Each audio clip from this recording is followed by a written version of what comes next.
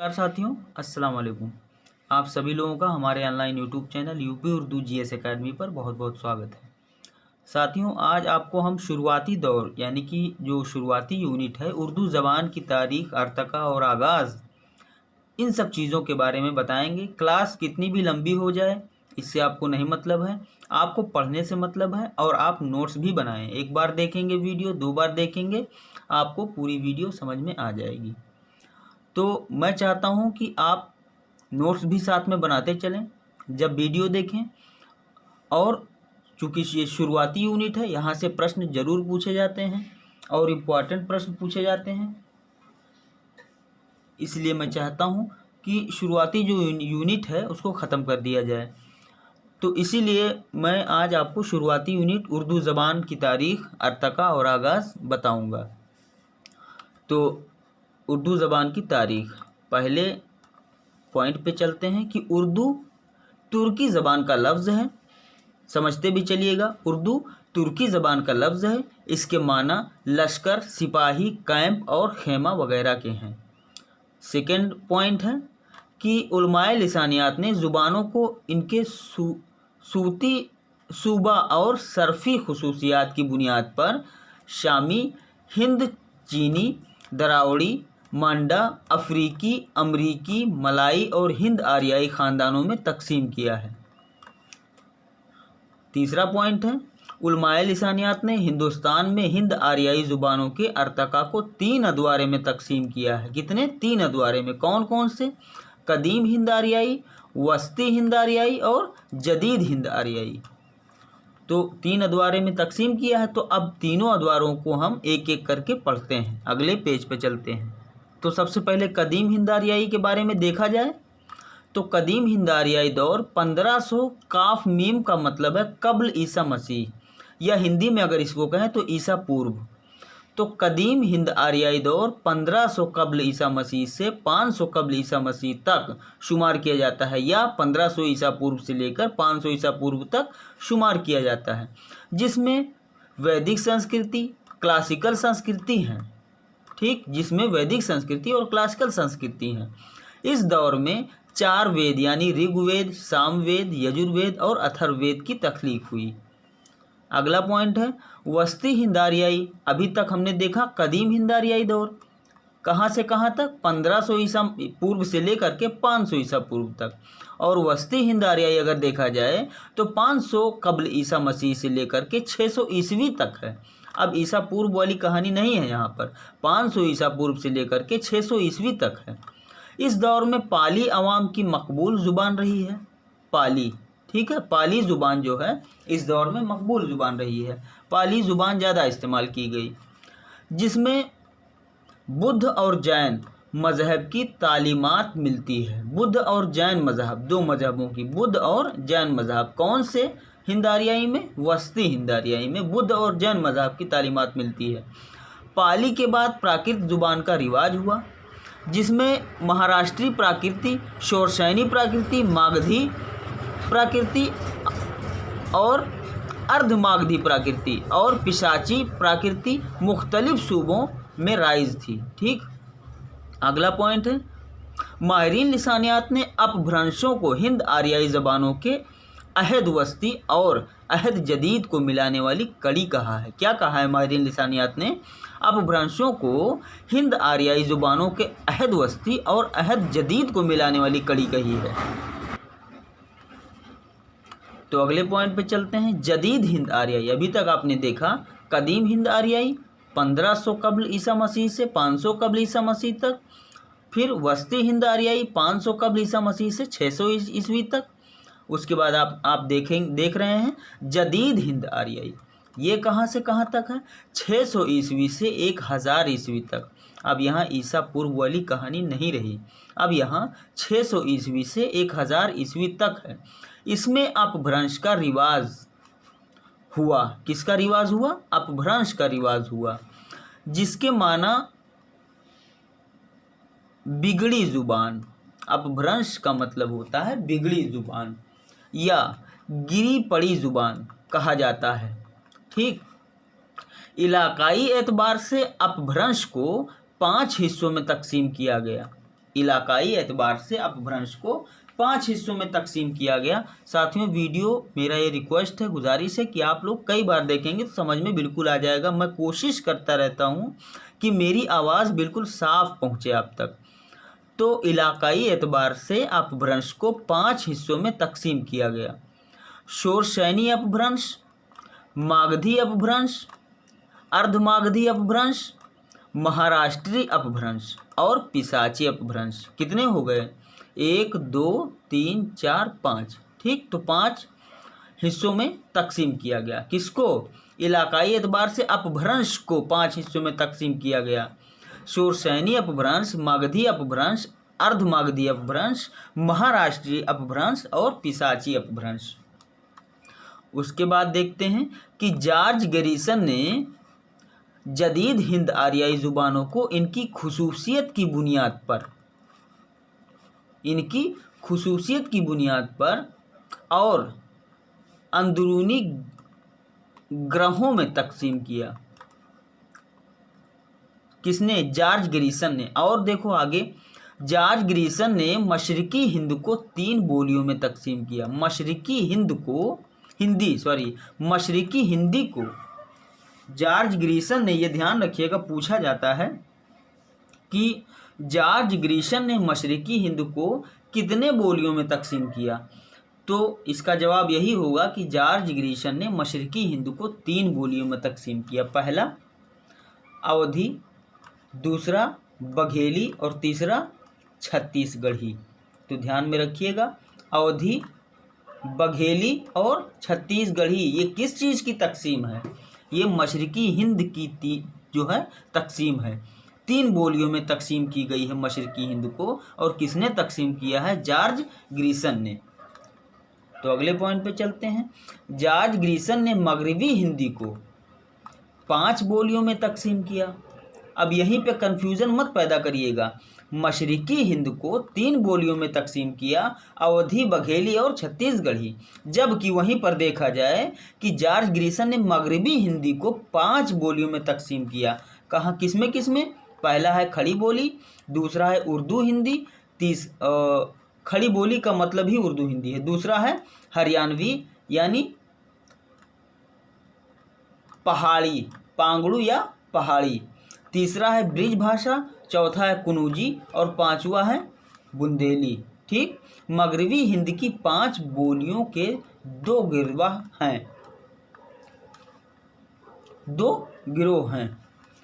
तो सबसे पहले तो यही अपना कन्फ्यूज़न आप दूर कर लें कि मशरिकी हिंद को जॉर्ज गैरिसन ने 3 बोलियों में तकसीम किया और मगरबी हिंद को जॉर्ज गैरिसन ने 5 बोलियों में तकसीम किया है। खड़ी बोली के अंतर्गत उर्दू हिंदी, हरियाणवी इसके अंतर्गत पांगड़ू पहाड़ी और फिर तीसरा ब्रज भाषा, चौथा कुनूजी और 5वां बुंदेली। मगरबी हिंद की 5 बोलियों के 2 गिरोह कौन कौन से? ओ को तरजीह देने वाली 3 बोलियां, ब्रज भाषा, बुंदेली और कुनूजी। ध्यान में रखिएगा, सवाल पूछा गया है कई बार यहाँ से। जब हम आपको उर्दू अर्तका और आगाज से क्वेश्चन करवा रहे थे उस समय ये प्रश्न आया था, ऐसा प्रश्न आया था। ओ को तरजीह देने वाली 3 बोलियां कौन कौन सी? ब्रज भाषा, बुंदेली और कुनूजी। और आ को, अलिफ जबर आ को तरजीह देने वाली 2 बोलियां कौन कौन सी? खड़ी बोली और हरियाणवी। खड़ी बोली और हरियाणवी में जब आप जाएंगे तो वो आ करके बोलते हैं, उनकी भाषा ही थोड़ा सा भारीपन है उनकी भाषा में। और औ को तरजीह देने वाली 3 बोलियां ब्रज भाषा, बुंदेली और कुनूजी। ठीक है, तो ये चीज़ ध्यान में रखिएगा। और ये चीज़ ध्यान में रखिएगा, मगरबी हिंदी को 5 बोलियों में तकसीम किया गया और मशरिकी हिंदी को 3 बोलियों में तकसीम किया गया। अवधी, बुंदेली, छत्तीसगढ़ी और जो मगरबी हिंदी की बोलियां हैं इनको 5 बोली में खड़ी बोली, हरियाणवी, ब्रज भाषा, कुनूजी और बुंदेली। तो इसी के साथ अगले पेज पे चलते हैं। तो अगले पेज पर साथियों है कि उर्दू ज़बान के अर्तका से मुतालिक मुख्तलिफ नज़रियात। अब किन किन शोरा के कौन कौन से नज़रियात हैं ये देख लीजिए, ज़रूरी है साथियों। तो इतनी बात तो हर शख्स जानता है कि हमारी ज़बान ब्रज भाषा से निकली है। इतनी बात हर शख्स जानता है कि हमारी ज़बान ब्रज भाषा से निकली है। ये किसने कहा है? ये मोहम्मद हुसैन आज़ाद ने कहा है। इन चीज़ों का आप ध्यान रखिए कि क्या किसने कहा है। तो जो पहला पॉइंट है वो है कि इतनी बात हर शख्स जानता है कि हमारी ज़बान ब्रज भाषा से निकली है। ये मोहम्मद हुसैन आज़ाद ने कहा। दूसरा पॉइंट है वहीं पर कि उर्दू पंजाब में पैदा हुई। ये किसने कहा? मोहम्मद हफीज़ मोहम्मद शेरानी। पंजाब में उर्दू निकली है, इन्होंने कहा। ठीक है। वहीं पर तीसरा पॉइंट है कि उर्दू नवाहिद दिल्ली की बोलियों से निकली है। ये किसने कहा? ये मसूद हुसैन खान। ठीक है, मसूद हुसैन खान ने कहा है। क्या कहा है इन्होंने? इन्होंने कहा है मसूद हुसैन खान साहब ने कि उर्दू नवाहिद दिल्ली की बोलियों से निकली है। और हफीज़ मोहम्मद शेरानी ने क्या कहा था कि उर्दू पंजाब से निकली है। वहीं पर उर्दू ब्रज भाषा से निकली है। ये किसने कहा? मोहम्मद हुसैन आज़ाद ने। तो यहाँ 3 पॉइंट हो गए और 3 के तीनों महत्वपूर्ण हैं। तीनों सवाल आ चुके हैं पेपर में। तो चौथा है कि उर्दू दोआब गंग व जमुन का मशकिन है। ये किसने कहा? ये शौकत सब्ज़वारी ने कहा। अब जब आप इसको याद करने का तरीका देखो यहाँ पे कि उर्दू दोआब गंग व जमुन का मशकिन है। जब मशकिन शब्द आप पढ़ें तो तुरंत जान जाएं कि यहाँ शीन आया है और शीन से शौकत सब्ज़वारी। मतलब कुछ चीज़ें जो है एकदम से ट्रिक से याद हो सकती हैं आपको कि उर्दू दोआब गंग और जमुन से का मशकिन है, तो मशकिन में शीन आया तो अब शीन से शौकत सब्ज़वारी। अब वहीं पर चौथा पॉइंट देखा जाए कि उर्दू हरियाणवी से निकली है। ये किसने कहा? मोहिउद्दीन कादरी ज़ोर। अब हरियाणवी में रा है, हरियाणवी में रा है, वहीं पर कादरी में रा है। तो इस हिसाब से आप इसको याद रख सकते हैं कि उर्दू हरियाणवी से निकली है, मोहिउद्दीन कादरी ज़ोर ने कहा। अब हरियाणवी का रा जो है, हरियाणवी का जो रे है, उस रे को आप चाहे कादरी से मिला लीजिए चाहे ज़ोर से मिला लीजिए। इस हिसाब से मेरे ख्याल से ये याद करने में थोड़ी आसानी रहेगी। मशकिन जो है उस शौकत सब्ज़वारी हो गया। उर्दू हरियाणवी से निकली है मतलब मोहिउद्दीन कादरी ज़ोर। अगला पॉइंट है उर्दू का। ये पॉइंट जो है थोड़ा सा इम्पॉर्टेंट है मेरे हिसाब से। वहीं पर ये पॉइंट लिखा हुआ है। वहीं पर ये जो पॉइंट है ये भी है कि उर्दू, ये कहते हैं कि उर्दू सिंध में तैयार हुआ। कौन कहते हैं? सैयद सुलेमान नदवी, सिंध। अब यहाँ से आप सिंध का दाल जो है ना, उस दाल को यहाँ नदवी वाले दाल से अटैच करिए और ऐसे याद करने की कोशिश कीजिए कि जब भी सिंध है तो आप नदवी ध्यान में रखिए, सैयद सुलेमान नदवी। तो मेरे ख्याल से इस हिसाब से थोड़ा आसानी रहेगी। तो अगला पॉइंट चलते हैं कि उर्दू का जन्म भूमि उड़ीसा है। ये किसने कहा? उर्दू का जन्म भूमि उड़ीसा है। ये किसने कहा? ये कहा डॉक्टर सुहेल बुखारी, उड़ीसा। हाँ, इसको आप कैसे याद कर सकते हैं? अब ये आपको जो अड़े लिखा हुआ है ना, ये अड़े बिल्कुल दाल की तरह दिखाई दे रहा है। तो इसको इस तरह से याद करने का एक हम छोटा सा कोशिश कर रहे हैं, आप लोगों को ट्रिक बता रहे हैं बस, और कुछ नहीं। उर्दू का जन्मभूमि उड़ीसा है। जब भी उड़ीसा शब्द आए तो आप सोच लीजिए उड़ीसा ड़े की तरह डाल दिखाई दे रहा है, मतलब डॉक्टर सुहेल बुखारी। तो वहीं पर अगला पॉइंट है कि उर्दू दक्कन में पैदा हुई। ये किसने कहा? नसीरुद्दीन हाशमी। अब जब दक्कन वाली बात आ गई तो जब सिंध हमने बताया था, सिंध वाले दाल को सैयद सुलेमान नदवी से आपने जोड़ दिया था, लेकिन यहाँ दक्कन वाली बात आ गई कि उर्दू दक्कन में पैदा हुई है। तो दक्कन का नू नसीरुद्दीन के नू से जोड़ के आप याद रख सकते हैं। ठीक, उर्दू दक्कन में पैदा हुई। अब नू से दक्कन में नू आ रहा है तो अब नसीरुद्दीन में भी नू आ रहा है। याद करने का एक छोटा मैं ट्रिक बताने की कोशिश कर रहा हूँ बस, और कुछ नहीं। उर्दू दक्कन में पैदा हुई, किसने कहा? नसीरुद्दीन हाशमी ने। अगर आ जाए प्रश्न कि उर्दू का जन्मभूमि उड़ीसा है, तो इसका मतलब डॉक्टर सुहेल बुखारी। ठीक, अब अगर आ जाए कि उर्दू जो है सिंध में तैयार हुआ, तो इसका मतलब हुआ कि सैयद सुलेमान नदवी। तो अब जब मुझे याद हो गया इस छोटे से ट्रिक से, तो आपको भी मेरा ख्याल याद होगा। तो अगला पॉइंट है कि डॉक्टर ज्ञान जैन ने खड़ी बोली को उर्दू का असल करार दिया है। किसको? खड़ी बोली को। किसने? डॉक्टर ज्ञान जैन ने। डॉक्टर ज्ञान जैन ने खड़ी बोली को उर्दू का असल करार दिया है। फिर अगले पॉइंट पे चलते हैं कि उर्दू जबान मगधी से निकली है। ये किसने कहा भैया? अख्तर और औरेनवी। अख्तर औरेनवी। उर्दू ज़बान मगधी से निकली। इसका याद करने का ट्रिक तो बन नहीं पा रहा है, लेकिन फिर भी आप लोग कोशिश करिएगा कि याद रहे कि उर्दू जो है उर्दू ज़बान मगधी से निकली है। ये किसने कहा? अख्तर औरेनवी। ठीक है, तो अगले पॉइंट पे चलते हैं कि अगर मुसलमान हिंदुस्तान में न आते। ये क्वेश्चन कई बार आया है और मैं इसे पढ़ रहा हूँ, इसको आप लोग ध्यान में रखिए, बहुत सारे लोगों का तो याद भी होगा। अगर मुसलमान हिंदुस्तान में न आते तब भी जदीद हिंद आरियाई ज़बानों की पैदाइश हो जाती, लेकिन इनके अदबी आगाज़ व अर्तका में ज़रूर ताख़ीर हो जाती। ये किसने कहा? सुनीति कुमार चटर्जी। बहुत सारे लोगों को याद भी होगा ये चीज़। हम जब क्वेश्चन करवा रहे थे तब ये प्रश्न आया था 1-2 बार।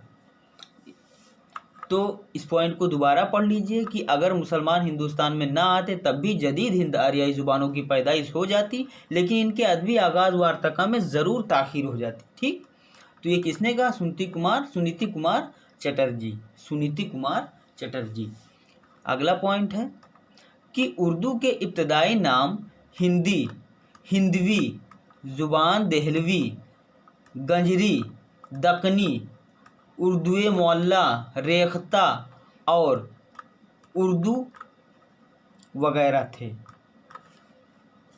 तो उर्दू के इब्तदाई नाम मतलब शुरुआती नाम, उर्दू के जो शुरुआती नाम थे, एक बार शायद हम क्लास में आपको बताए थे कि शुरुआती दिनों में उर्दू ज़बान को उर्दू कहा ही नहीं जाता था, दूसरे दूसरे नामों से कहा जाता था, जैसे हिंदवी, ज़बान देहलवी, गुजरी और दक्कनी, उर्दूए मोहल्ला, रेख्ता और उर्दू वगैरह। ठीक है, ये शुरुआती नाम थे। उर्दू तो बहुत बाद में नाम पड़ा। तो इसी के साथ हम अगले पेज पे चलते हैं, देखते हैं वहाँ क्या है। तो अगले पेज पर साथियों, बहमनी अहद में उर्दू। बहमनी अहद में उर्दू। तो देखिए, बहमनी अहद में उर्दू क़याम 1347। तो जब बहमनी दौर चल रहा था उस समय उर्दू का क्या हाल था, ये चीज़ देखिए कि ऐनुद्दीन गंजुल इल्म, इन्होंने कोई तसनीफ़ दस्तयाब नहीं किया है, लेकिन नाम इनका आता है, तो देख लीजिए कि ऐनुद्दीन गंजुल इल्म। दूसरे पे हैं ख्वाजा बंदा नवाज गेसू दराज। ये एक मशहूर नाम है, जो फ़िरोज़ शाह बहमनी के ज़माने में गुलबर्गा आए। पूछा जा सकता है कि फ़िरोज़ शाह बहमनी के ज़माने में गुलबर्गा कौन आए, तो आप कहेंगे ख्वाजा बंदा नवाज गेसू दराज। मैं बहुत फुर्सत में पढ़ा रहा हूँ साथियों, रात के 12 बज रहे हैं, लेकिन मैं आपको पढ़ा रहा हूँ। तो खैर देखिए, ख्वाजा बंदा नवाज गेसू दराज जो फ़िरोज़ शाह बहमनी के ज़माने में गुलबर्गा आए। तो ये सवाल बन के आ सकता है आपके पेपर में, इसलिए एक एक पॉइंट ध्यान में रखिए। फिर अगला पॉइंट है ख्वाजा बंदा नवाज गेसू दराज हज़रत निज़ामुद्दीन औलिया के खलीफा। ठीक, ख्वाजा बंदा नवाज गेसू दराज हज़रत निज़ामुद्दीन औलिया के खलीफा और ख्वाजा नसीरुद्दीन चिराग देहलवी के शागिर्द थे। तो इन चीज़ों को जो महीन पॉइंट हैं इनको ध्यान में रखिएगा कि ख्वाजा बंदा नवाज गेसू दराज जो हैं वो हज़रत निज़ामुद्दीन औलिया के खलीफा और ख्वाजा नसीरुद्दीन चिराग देहलवी के शागिर्द थे। तसानीफ़: मेराजुल आशिकीन, हिदायतनामा, रिसाला 12 मासा, रिसाला बारहमासा, शिकारनामा, तमशीलनामा, चकीनामा। चकीनामा एक नज़म है। तो ये जो तसानीफ़ है ये किसकी है? ये जो तसानीफ़ है यह ख्वाजा बंदा नवाज गेसू दराज की तसानीफ़ है, इन्हीं के बारे में बताया जा रहा है ना। तो इनकी तसानीफ़ एक बार फिर से पढ़ लीजिए कि मेराजुल आशिकीन, हिदायतनामा, रिसाला बारहमासा और शिकारनामा, तमशीलनामा, चकीनामा। पूछा जा सकता है, चूँकि आपके सिलेबस का ये सब है ना, तो सिलेबस में अगर है तो क्वेश्चन कहीं से भी पूछा जा सकता है। तो अगला पॉइंट है जो मेराजुल आशिकीन है उसके बारे में कुछ दिया हुआ है, तो देख लीजिए। मेराजुल आशिकीन जो अब तक उर्दू की पहली नसरी तसनीफ़ मानी जाती रही है। अब आ जाए कि उर्दू की पहली नसरी तसनीफ़ कौन सी किताब मानी जाती है, तो आप क्या कहेंगे? आप कहेंगे मेराजुल आशिकीन। न सिर्फ इस दौर यानी बहमनी दौर, न सिर्फ बहमनी दौर की तसनीफ़ नहीं है, बल्कि इसके मुसन्निफ़ ख्वाजा केसू दराज के बजाय मखदूम शाह हुसैनी बीजापुरी हैं। ठीक है, आपसे ये गुजारिश है हमारी कि वीडियो हमारी चाहे जितनी लंबी हो जाए आप बिल्कुल चिंता ना करें। अगर हम चिंता नहीं कर रहे हैं तो आपको भी ये ज़रूरी है कि चिंता ना करें बिल्कुल। बस पढ़ें, एक बार में समझ में ना आए 2 बार देखिए, और नोट्स तो ज़रूर बनाते चलिए, नोट्स बनाते चलिए। अगर आप लोग सामने होते और नोट्स नहीं बनाते तो मैं आप लोगों को डांटता, लेकिन आप लोग सामने हैं नहीं। खैर, नोट्स बनाइए, ये आपकी जिम्मेदारी है। जिन्होंने 11वीं सदी हिजरी के नसफ आखिरी 12वीं सदी के अव्वल में तिलावतुल वजूद के नाम से एक रिसाला लिखा। किस नाम से? तिलावतुल वजूद के नाम से एक रिसाला लिखा। किसने लिखा? इनकी बात हो रही है। किनकी? मखदूम शाह हुसैनी बीजापुरी, इनकी बात हो रही है। मखदूम शाह हुसैनी बीजापुरी ने तिलावतुल वजूद के नाम से एक रिसाला लिखा। ठीक, कब लिखा? आखिरी बार 11वीं सदी के अव्वल में तिलावतुल वजूद के नाम से एक रिसाला लिखा था। जमील जालबी 125 जिल्द अव्वल बाब दोम, इनके जो है जो तिलावतुल वजूद के नाम से जो एक रिसाला लिखा इन्होंने, उसके बारे में ये है। खैर, आगे देखते हैं। फ़खरुद्दीन निज़ामी, ये कौन सा अहद चल रहा है? ये बहमनी अहद चल रहा है। अब बहमनी अहद में जितने भी हैं मशहूर किरदार, उन सब के बारे में बताया गया है। तो अगला पॉइंट है फ़खरुद्दीन निज़ामी, कदम राव पदम राव। ध्यान में रखिएगा, आ सकता है, बहुत ही मशहूर है ये। फ़खरुद्दीन निज़ामी, कदम राव पदम राव। फिर है अगला पॉइंट कि मीर अंजी शमसुल अशाक,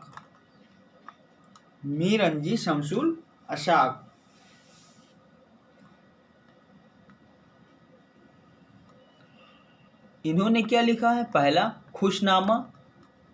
अब खुशनामा के बारे में थोड़ा दिया हुआ है कि जो है ये क्या है, देखिए। तो ये क्या है?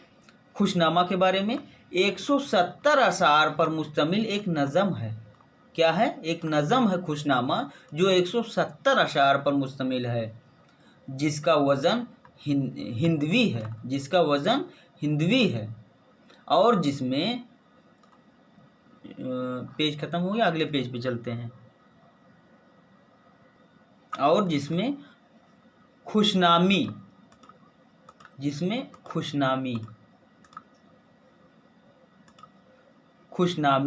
एक नेक सीरत लड़की को मौजूए सुखन बनाया गया। ठीक, और उसी के नाम पर नज़म का नाम खुशनामा रखा गया। ठीक है, पूछा जा सकता है कि नेक सीरत लड़की को मौजूए सुखन बनाया गया, और इसी के नाम पर, इस लड़की के नाम पर इस नज़म का नाम क्या रखा गया? खुशनामा। तो अगला पॉइंट है खुश नगरा। इसमें क्या है? बेहतर अशार और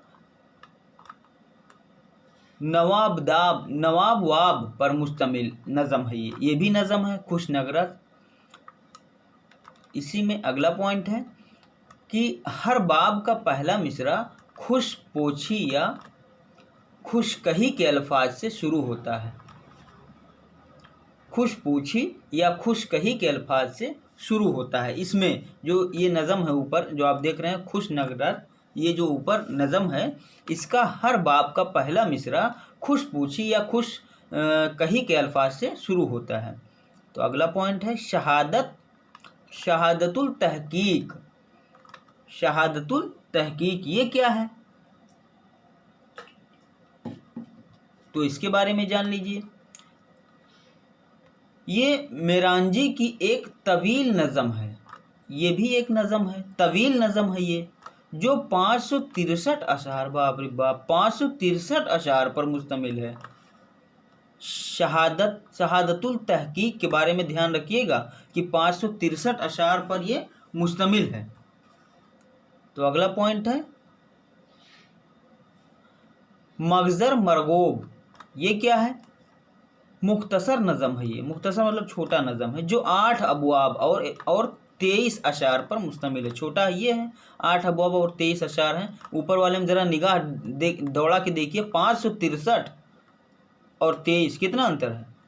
तो जो 8 अबवाब और 23 अशार पर मुश्तमिल है मगज़र मरगोब, ये भी एक नज़म है। तो नसरी तसानीफ देखिए, नसरी तसानीफ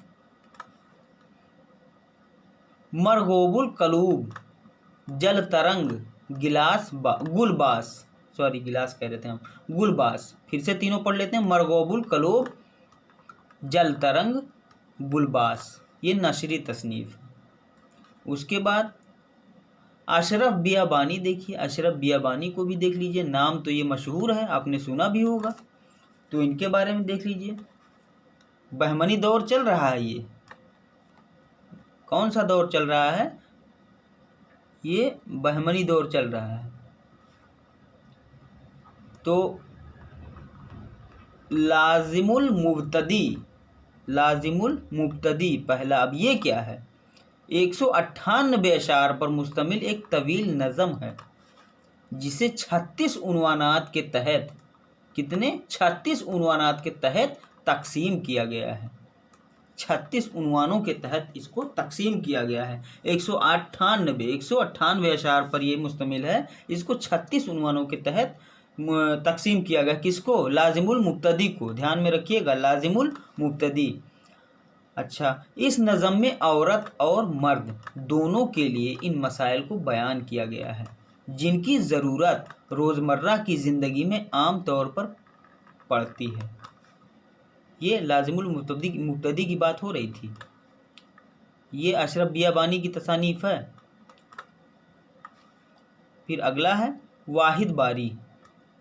कौन, वाहिद बारी, इनके बारे में देखिए।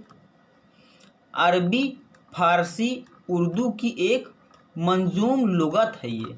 वाहिद बारी क्या है, अरबी, फारसी और उर्दू की एक मंजूम लुगत है, जो अमीर खुसरो की मंजूम लुगत खालिक बारी की रवायत से ताल्लुक़ रखती है।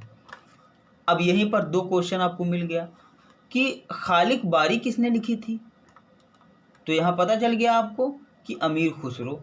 क्यों, क्योंकि जो अमीर खुसरो की मंजूम लुगत है ये खालिक बारी की रवायत से ताल्लुक़ रखती थी। क्या, वाहिद बारी, ठीक है। वाहिद बारी किसकी है, ये ऊपर नाम दिया है अशरफ बियाबानी, ठीक है। तो वाहिद बारी जो अरबी, फारसी और उर्दू की एक मंजूम लुगत है, जो अमीर खुसरो की जो मंजूम लुगत थी खालिक बारी की रवायत से ताल्लुक़ रखती है। तो अगला है नौसरहार। 909 हिजरी यानी 1503 ईस्वी, जो कि मसनवी की हैयत में मरशिया है। मसनवी की हैयत में ये मरशिया है तो मसनवी की हैयत में, लेकिन ये है मरशिया। कौन, नौसरहार। इसमें अशरफ ने यानी अशरफ बियाबानी ने इसमें वाक़या करबला और शहादत इमाम हुसैन को मौजू सुखन बनाया है। तो मैं बहुत आराम से और ध्यान से पढ़ रहा हूँ, टाइम बहुत है मेरे पास, पूरी रात पड़ी है। तो नौसरहार क्या है, जो 1503 ईस्वी या 909 हिजरी में लिखा गया, जो कि एक मसनवी की हैयत में मरसिया है। और इसमें अशरफ बियाबानी ने क्या किया है कि करबला और शहादत इमाम हुसैन को मौज़ूए सुखन बनाया है, और ये एक मरसिया है जो मसनवी की हैयत में है। अगला है साथियों, अगला ये है कि किस्सा आखिरुल जमा। किस्सा आखिरुल जमा ये क्या है? जमील जालिबी के मुताबिक बाज़ तज़किरों में इस तसनीफ़ का भी जिक्र है। किसके मुताबिक? जमील जालिबी के मुताबिक बाज़ तज़किरों में इस तसनीफ़ का भी जिक्र है। बहमनी दौर के दीगर शोरा में कुतुबुद्दीन फिरोज़, परतनामा और मुश्ताक और लतफ़ी के नाम काबिल ज़िक्र हैं। एक बार फिर से इस लाइन को पढ़ें। मेरी आदत है कि जो लाइन समझ में ना आए उसको 2 बार पढ़ें, 2 बार नहीं 10 बार पढ़ें। तो बहमनी दौर के दीगर शोरा में कुतुबुद्दीन फिरोज़, मुश्ताक और लतफ़ी के नाम काबिल ज़िक्र हैं। अब समझ में आ गया होगा कि बहमनी दौर के शोरा में कौन कौन से नाम आते हैं। कुतुबुद्दीन फिरोज़, मुश्ताक और लतफ़ी या लुत्फ़ी के नाम काबिल ज़िक्र हैं। ठीक, तो अगले पेज पे चलते हैं अब। तो अगले पेज पर देखिए साथियों, अगले पेज पर आपका आ गया आदिल शाही दौर। देखिए आदिल शाही दौर, आदिल शाही दौर, दूसरा कलर ले लेते हैं, आदिल शाही दौर। अब इस दौर के बारे में थोड़ा पढ़ने की कोशिश करिए। थोड़ा ये बड़ा दौर है, ये आदिल शाही जो दौर है ये बड़ा दौर है। हो सकता है क्लास आपकी ज़्यादा लंबी हो जाए। तो सलातीन उस्मानिया का शहज़ादा यूसुफ आदिल शाह कहाँ का शहज़ादा था? सबसे पहले यही एक क्वेश्चन बन गया। सलातीन उस्मानिया का शहज़ादा यूसुफ आदिल शाह ने 897 हिजरी या 1490 ईस्वी में बीजापुर में आदिल शाही सल्तनत की बुनियाद रखी थी। पूछा जा सकता है कि आदिल शाही सल्तनत की बुनियाद किसने रखी थी? तो यूसुफ आदिल शाह ने रखी थी। कहाँ का शहज़ादा था? सलातीन उस्मानिया का शहज़ादा था। कब रखी थी इसने बुनियाद? 1490 ईस्वी में, और या फिर या तो 1490 ईस्वी कहिए या तो 897 हिजरी कहिए। तो अगला पॉइंट है वहीं पर कि शहज़ादा यूसुफ का खिताब, शहज़ादा यूसुफ का खिताब, इन्हें जो खिताब मिला मुल्कुल शर्क और आदिल खान का इन्हीं को खिताब मिला। तो पूछा जा सकता है कि शहज़ादा यूसुफ शाह को कौन सा खिताब दिया गया? तो ऑप्शन में आपको आदिल खान भी हो सकता है और मुल्कुल शर्क भी हो सकता है, या मुल्कुल शिर्क, जैसा भी आप कह लें, मुल्कुल शर्क या मुल्कुल शिर्क।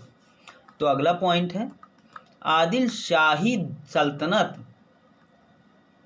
आदिल शाही सल्तनत तकरीबन 200 बरस तक कायम रही। कितने बरस तक? 200 बरस तक। मैं इस हिसाब से पढ़ाता हूँ साथियों, जैसे लगता है आप सामने बैठे हैं, मेरे सामने आप बैठे हैं, मैं इस हिसाब से पढ़ाता हूँ, आपको देखता हूँ मैं। तो आदिल शाही सल्तनत तकरीबन 200 वर्ष तक कायम रही और इस दरमियान 9 बादशाहों ने हुकूमत किया। कितने? 9 बादशाहों ने। अब इन बादशाहों के नाम भी अभी बताया जाएगा और इन्होंने कौन कौन सा कारनामा किया है, या अगर नहीं किया है तो सिर्फ नाम रहेगा, और अगर किया है तो उनके कारनामे भी रहेंगे। तो सबसे पहले ज़रूरी तो यही है कि आदिल शाही दौर में कितने बादशाहों ने हुकूमत किया? तो 9 बादशाहों ने हुकूमत किया। तो अगला पॉइंट है कि आदिल शाही हुकूमत का खात्मा 1668 में औरंगज़ेब के हाथों हुआ था। औरंगज़ेब के हाथों हुआ था आदिल शाही दौर का खात्मा। तो अगले पॉइंट पे चलते हैं कि यूसुफ आदिल शाह 1490 से 1518, ठीक, 1490 से 1518 बचपन से शेर व शायरी का शौक़ था। किनको? यूसुफ आदिल शाह को। कब से कब तक ये रहे? 1490 ईस्वी से लेकर के 1518 ईस्वी तक। तो इनको बचपन से शेर व शायरी का शौक़ था। वह खुद फारसी में शेर कहते थे। किस में? फारसी में शेर कहते थे। तो अब अगले पॉइंट पर चलने की ज़रूरत है। तो अगले पेज पर ये पॉइंट है साथियों कि यूसुफ आदिल शाह का बेटा और आदिल, यूसुफ आदिल शाह का बेटा और आदिल 1518 से 1534 तक शाही सल्तनत का दूसरा फरमान रवां इस्माइल आदिल शाह था, जो फारसी में अच्छे शेर कहता था और वफाई तखल्लुस करता था। कौन? इस्माइल आदिल शाह की बात हो रही है। पूछा जा सकता है कि किसका तखल्लुस वफाई था। आप नहीं पढ़े हैं तो इधर उधर ताकेंगे एक दूसरे को कि क्या था, लेकिन अगर पढ़े रहेंगे तो आप फटाक से क्या लगा देंगे? इस्माइल आदिल शाह। तो इस्माइल आदिल शाह जो फारसी में अच्छे शेर कहता था और वफाई तखल्लुस करता था। तो अगला पॉइंट है आदिल शाही सल्तनत का छठा बादशाह इब्राहिम आदिल शाह सानी। ठीक, तो आदिल शाही सल्तनत का छठा बादशाह कौन था? इब्राहिम आदिल शाह था। इब्राहिम आदिल शाह सानी अल मारूफ बा जगत गुरु का दौरे हुकूमत, इल्म व अदब और मवेशिकी की तरक्की के लिए ख़ास अहमियत रखता था। तो अगला पॉइंट है इब्राहिम आदिल शाह अव्वल। इब्राहिम आदिल शाह अव्वल कब से कब तक रहे? 1538 से लेकर 1557 तक। आदिल शाही सल्तनत का तीसरा फरमा रवा था। ये आदिल शाही सल्तनत का तीसरा था। और दूसरा कौन था? ये दूसरा फरमा रवा कौन था? इस्माइल आदिल शाह। और छठवां कौन था? छठवां इब्राहिम आदिल शाह। और तीसरा कौन था? तीसरा इब्राहिम आदिल शाह। तो सारी चीज़ें ध्यान में रखते चलिए। बहमनी दौर हुकूमत में शाही दफ्तर हिंदवी ज़ुबान में कर दिए गए थे। जो शाही दफ्तर थे वो हिंदवी ज़ुबान में कर दिए थे। बहमनी दौर की बात हो रही है। बहमनी दौर हुकूमत में। तो अगला पॉइंट है यूसुफ आदिल शाह ने अपने ज़माने में हिंदवी को हटाकर फ़ारसी में शाही दफ्तर कर दिया। किसने? यूसुफ आदिल शाह ने।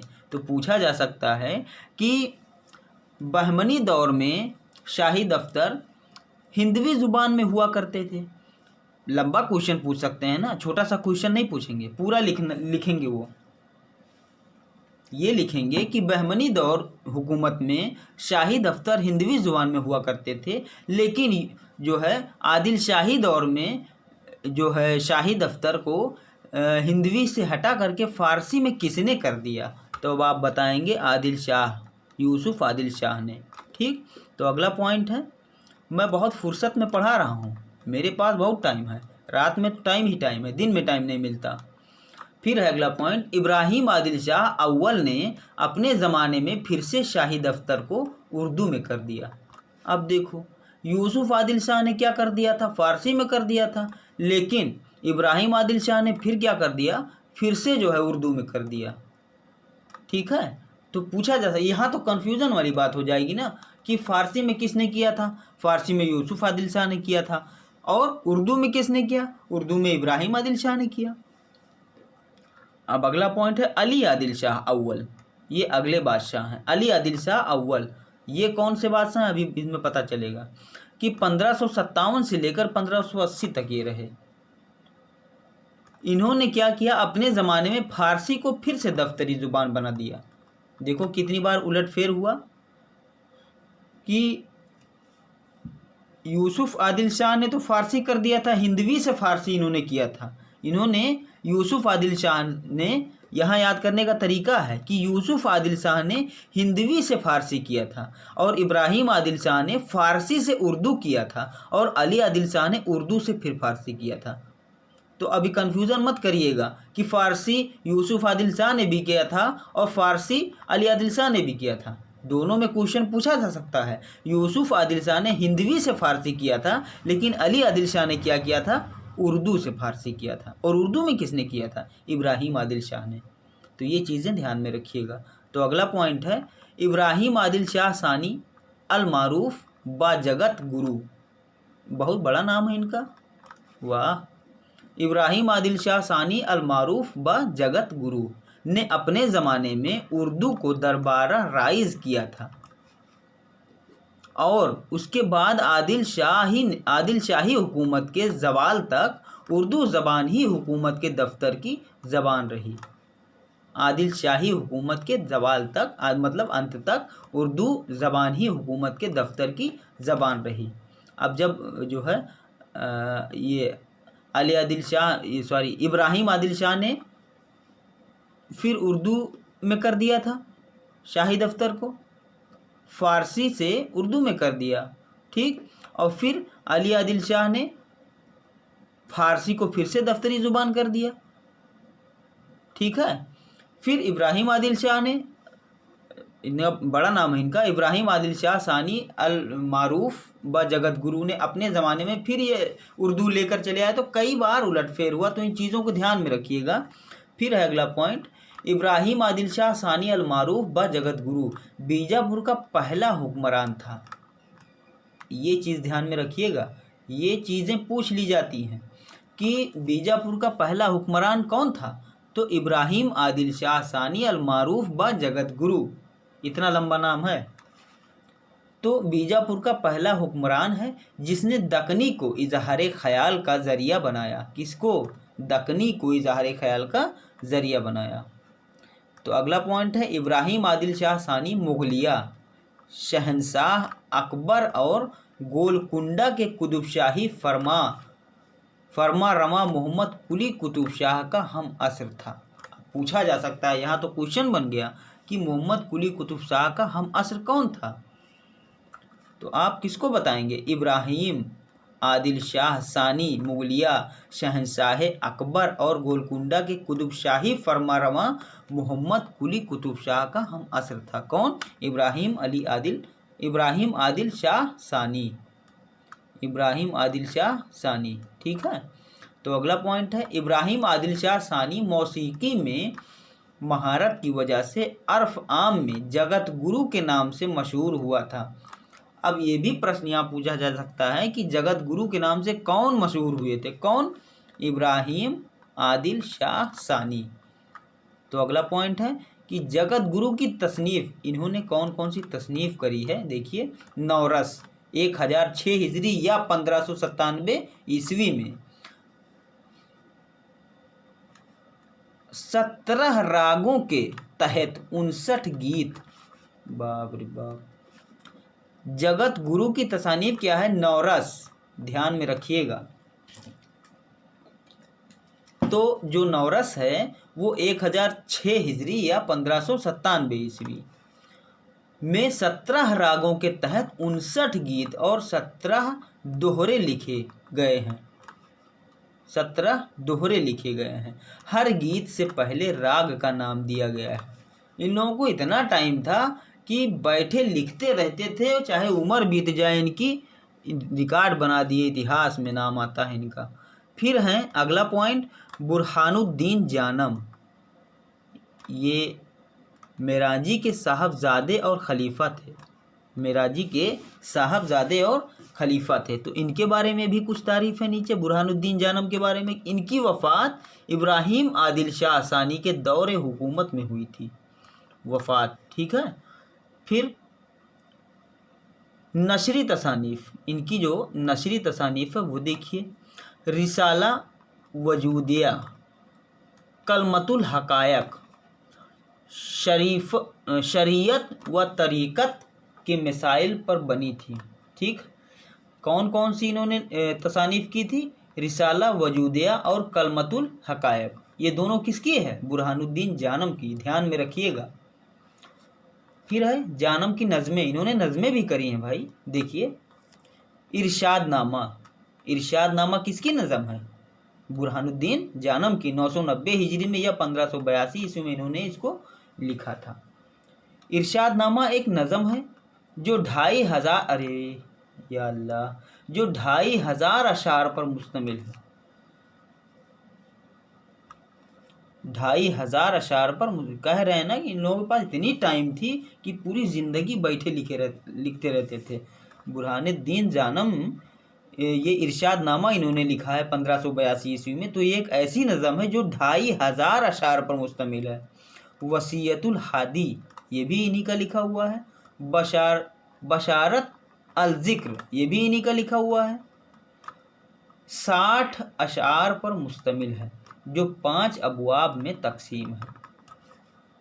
ठीक है, तो ये चीज़ें आप लोगों से ये गुजारिश है कि मैं बहुत स्लो पढ़ रहा हूँ और बहुत आराम से आपको पढ़ा रहा हूँ, और मेरी ये गुजारिश है कि आप 2 ही 3 बार वीडियो देखेंगे तो आपको समझ में बिल्कुल आ जाएगा। तो अगले पेज पर चलते हैं। ये पेज भी ख़त्म हो गया। ये आपका ये आदिल शाही दौर चल रहा है, भूलिएगा नहीं, बिल्कुल ध्यान में रखिएगा। आप चाहें तो कई बार वीडियो को देख सकते हैं और तैयार कर सकते हैं। तो अगला पॉइंट है अब्दल। अब्दल कौन है? इब्राहिम आदिल शाह सानी का दरबारी शायर था। अगला पॉइंट है अब्दल ने इब्राहिम नामा के नाम से 1012 हिजरी या 1603 ईस्वी में एक तवील मसनवी लिखी जिसमें इब्राहिम की ज़ात को मौजू सुखन बनाया है। किसने लिखा था? अब अब्दल कहिए या अब्दुल कहिए। ठीक, अब्दुल ने इब्राहिम, क्वेश्चन में जब आएगा तो आप खुद ही, आपका दिमाग तुरंत क्लिक करेगा यहाँ।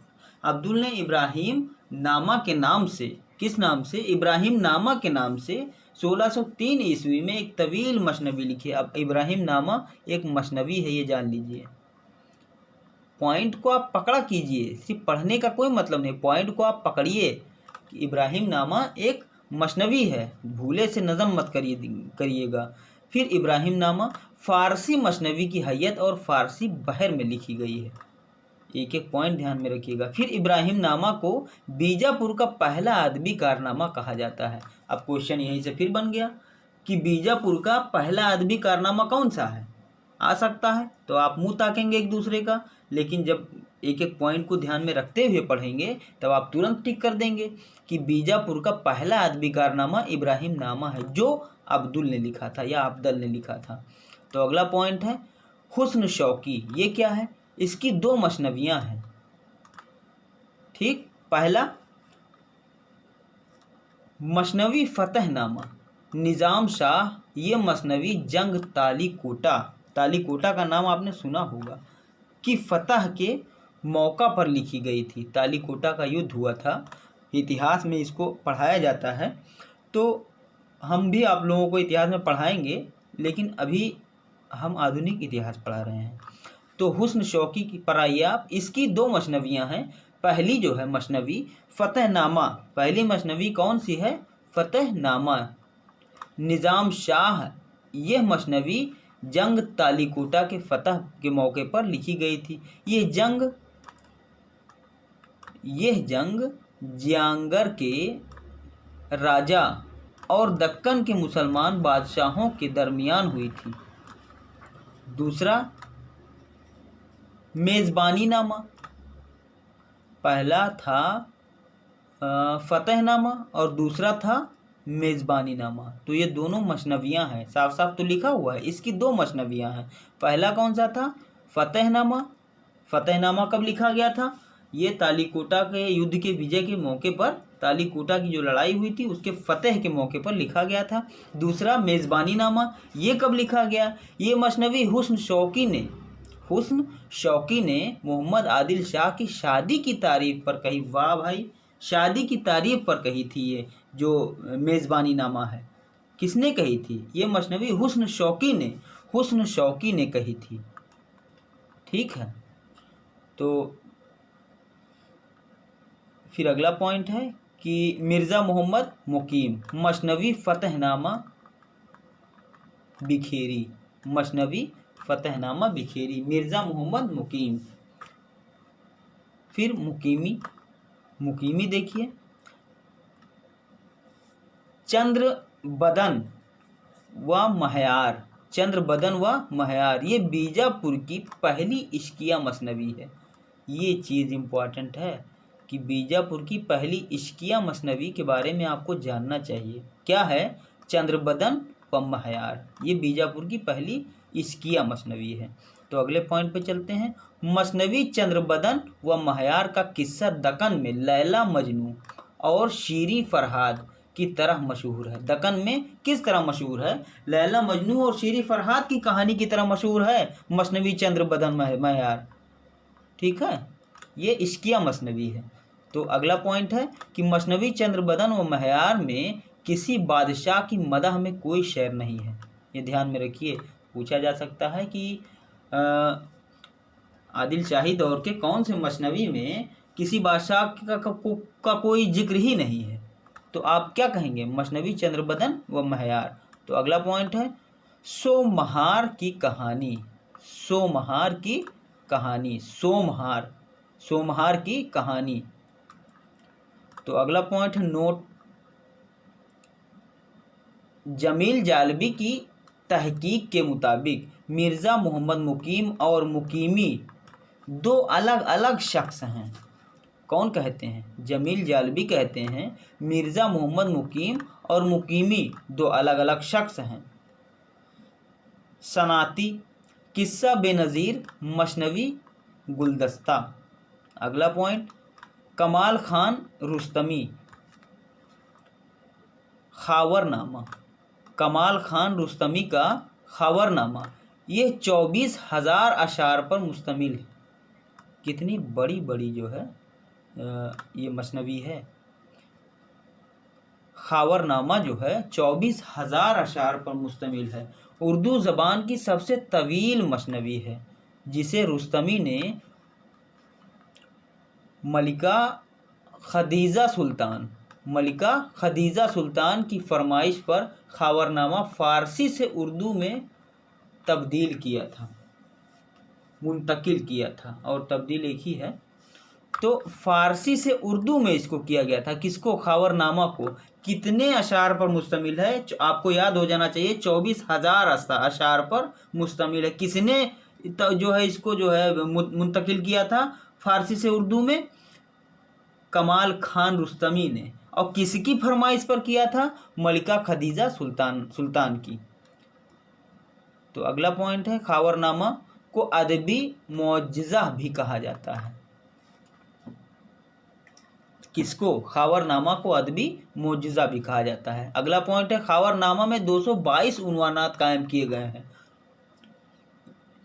222 उन्वानात, 24,000 अशार पर मुश्तमिल तो है, लेकिन 222 उन्वान है इसमें। तो अगला पॉइंट है मुल्क खुशनूद गोलकुंडा का हबसी गुलाम था। हबसी गुलाम जो खदीजा सुल्तान के साथ बीजापुर जहेज में आया था। जहेज में आया था। किसके साथ में आया था? खदीजा सुल्तान के साथ में। खदीजा सुल्तान के साथ में ये जहेज में आया था। कहाँ आया था? बीजापुर में आया था। और कहाँ का ये था? गोलकुंडा का हबसी गुलाम था। कौन? मलिक खुशनूद।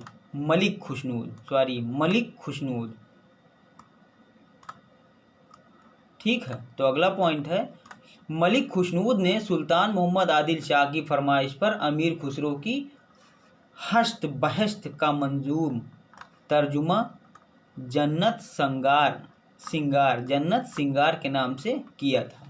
किसने? खुद मलिक खुशनूद ने सुल्तान मोहम्मद आदिल शाह की फरमाइश पर अमीर खुसरो की हस्त बहश्त का मंजूम तर्जुमा जन्नते सिंगार के नाम से किया था। तो अगला पॉइंट है अमीन। बहराम व बानो हसन, इसको दौलत शाह ने मुकम्मल किया था। किसको? बहराम व बानो हसन को दौलत शाह ने मुकम्मल किया था। तो अगला पॉइंट है आजिज़, यूसुफ, जुलेखा, लैला मजनू। अगला पॉइंट है बीजापुर की आदिल शाही सल्तनत का आठवां हुक्मरान कौन था? अली आदिल शाह सानी। तो बीजापुर की आदिल शाही सल्तनत का आठवां हुक्मरान, 9 ही हुए हैं, तो आठवां हुक्मरान कौन था? अली आदिल शाह सानी शाही था, जो बुलंद पाया शायर था। ये एक शायर था बुलंद पाया। इसका कुल्लियात शाही के नाम से है। इसका कुल्लियात कुल्लियात शाही के नाम से है। इसका कुल्लियात कुल्लियात शाही के नाम से, ये कुल्लियात शाही अलग है और इधर वाला कुल्लियात अलग है। इसका कुल्लियात कुल्लियात शाही के नाम से है।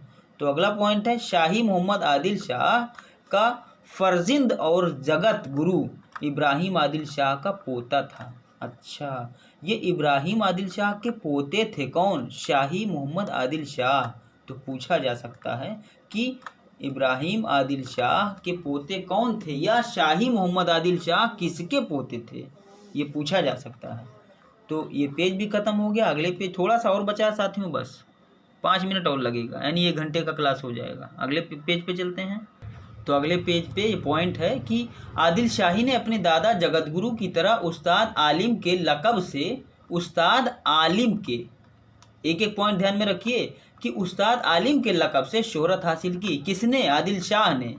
अली आदिल शाह ने अपने दादा जगतगुरु की तरह उस्ताद आलिम के लक़ब से शोहरत हासिल की। फिर अगला पॉइंट, नुसरती, गुलशन इश्क, अलीनामा, तारीख़ सिकंदरी या फतहनामा बहलोल, ये सब किसकी लिखी हुई है? नुसरती। ठीक है। तो शाह अमीनुद्दीन आला, अगला पॉइंट है, ये मेराजी के पोते और बुरहानुद्दीन जानम के फर्जिंद थे। इनकी तसानीफ क्या है? गंज मख्फी, गुफ्तार हज़रत अमीन, कलमतुल शरार, मोहब्बतनामा, रमोजुल शारिकीन, कलाम आला, करबिया, वजूदिया, इश्कनामा, इतना सारा था। अब समय चूँकि कम है इसलिए जल्दी से हम कर रहे हैं। अगला पॉइंट है, शाह मुअज्जम, अली आदिल शाह सानी के दौर के सूफ़ी शायर थे। शाह मुअज्जम कौन थे? अली आदिल शाह सानी के सूफ़ी शायर थे, उस ज़माने के अली आदिल शाह के दौर के सूफ़ी शायर थे। इन्होंने क्या लिखा? शाह मुअज्जम ने मेराजनामा, साकीनामा, मुफ्ताहल असरार, फिर आज़ादनामा, फिर गुलजार हैसियत, फिर सजरतुल तक़या, ये सब शाह मुअज्जम ने लिखा। फिर है सैयद मीरा मियाँ हाशमी, ये आता है प्रश्न में, हमने देखा है, आया है कई बार। सैयद मीरा मियाँ हाशमी रेखती का साहिब दीवान शायर हैं। रेखती के ये साहिब दीवान शायर हैं जो अली आदिल शाह सानी के अहद का मुमताज़ शायर और शाह हासिम मेहंदी का मुरीद था। तो इस एक एक पॉइंट को ध्यान में रखिएगा। अब आप जब पढ़िएगा तो इसको दोबारा तिबारा देख लीजिएगा। तो अगला पॉइंट है, हाशमी बचपन में ही आँख की बीनाई से महरूम हो गया था। कौन? हाशमी बचपन में ही आँख की बीनाई से महरूम हो गया था। और इनकी तसनीफ़ क्या है? यूसुफ ज़ुलेखा, बहुत ही मशहूर है, आ जाएगा तो आप लगाइएगा हाशमी। यूसुफ ज़ुलेखा, मेराजनामा, इश्किया मसनवी, दीवान हाशमी, मुखमिस, दरनात व मदाह, मेहंदी जौनपुरी, फिर बहरी, मन लगन, बनगातनामा। तो अब आपका जाकर ख़त्म हुआ आदिल शाही दौर। तो साथियों आपसे गुजारिश ये है कि कई बार आप क्लास को देखिएगा। आपको मेरे हिसाब से मुझे यकीन है कि मैंने इतना स्लो पढ़ा है कि आप लोगों को नोट्स बनाने का मौका भी मिलेगा, और 2 बार 3 बार अगर पढ़ लेंगे तो पक्का मुझे यकीन है कि आपको तैयार हो जाएगा बिल्कुल। तो आज की क्लास यहीं पर ख़त्म करते हैं। आज हमने उर्दू का अर्तका आगाज़ और बहमनी दौर, आदिल शाही दौर हमने पढ़ा दिया है। कुछ और बचा हुआ है वो अगले दिन क्लास में पढ़ा दिया जाएगा। तो बहुत बहुत धन्यवाद, बहुत बहुत शुक्रिया।